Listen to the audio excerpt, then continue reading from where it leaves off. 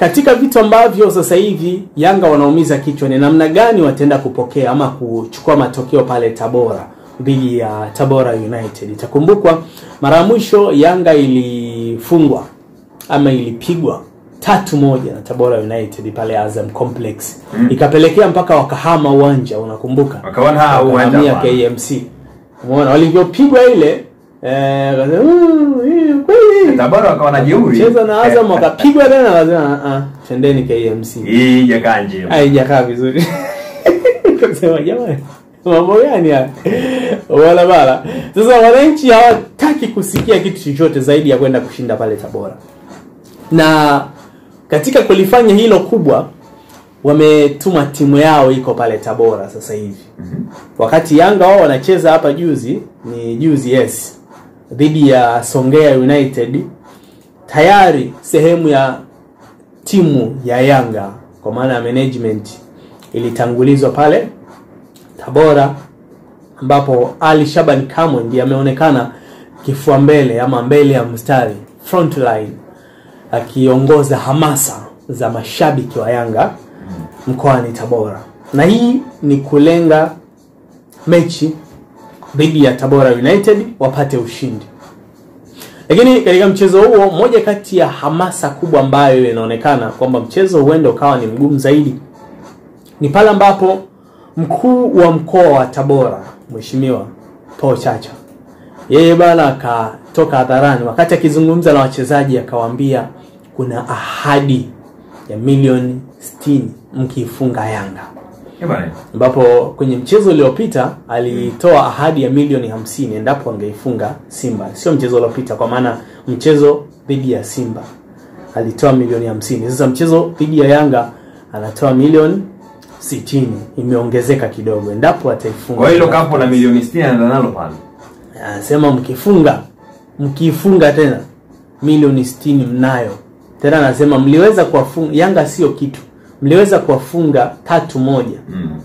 Kwa hiyo inawezekana. Hivi imagine wamefunga hiyo 3-1. Imagine. Yaani wakashinda tena. La. Unajua kulikuwa na mambo mengi sana. Ukifuatilia Tabora pale kuelekea nusu ya pili ya msimu, kumekuwa na mambo mengi sana. Lakini ni moja kati ya timu ambayo ilikuwa tayari imeshasettle chini ya kocha nani huyu, kuna kocha fulani hivi alikuja kutoka Kongo, jina lake limenikimbia, lakini kocha huyo amekuja kuondoka. Tu moja kati ya sababu nasema baba na management malengo hatuendani na vitu kama hivyo. Akaulizwa tena akasema mara management ilivyoulizwa ikasema bwana yuko Tabora na yuko Kongo anafanya refresher course na nini, mambo kibao. Umeona bana? Yeah. Na wamemtambulisha kocha mpya kutoka Zimbabwe ambaye wanasema huenda akafanya tena surprise. Unajua huyu kocha mpya alifanyia surprise Yanga, ilikuwa haiamini kama inawezekana. Kumbe bwana yule alikuwa serious kweli kweli. Sasa watakutana tena Alhamisi majira saa 10 na tutaona nani ambaye ataondoka mshindi. Sasa leo wameshiriki Idi Yanga waliandaa hafla ama waliandaa kama kawaida yao bana, watu wa supu hao wakaangusha pale za kutosha nini kwa ajili ya mashabiki wapige pilau na nini, wala yote ni sema bana wananchi bana. Umeona?